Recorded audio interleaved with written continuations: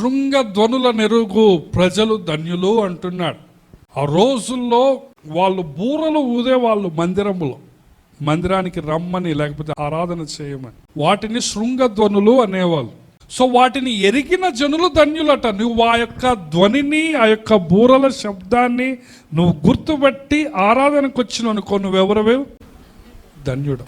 ఈ రోజున చాలా మంది ఈ శృంగ ధ్వనులను ఎరగలేకుంటున్నారు. దేవుని యొక్క ఆహ్వానాన్ని, ఆయన పిలుపును గమనించలేక, గుర్తించలేక వెనకబడిపోతున్నారు. ఈ రోజున చాలా మంది ఆయన యొక్క బూర శబ్దాన్ని విని స్పందించలేక తమ లోకాశలలో, తమ శరీరాశలలో నిమగ్నమైపోతున్నారు. ఎంత భయంకరంగా ఉంటున్నారో అర్థం చేసుకోండి. కానీ ఈరోజు ప్రభు మందిరాన్ని నువ్వు వచ్చావు, ఆయన శృంగ ధ్వనిని నీవు ఎరిగి వచ్చి ఉంటే నువ్వెవరవో ధన్యుడు.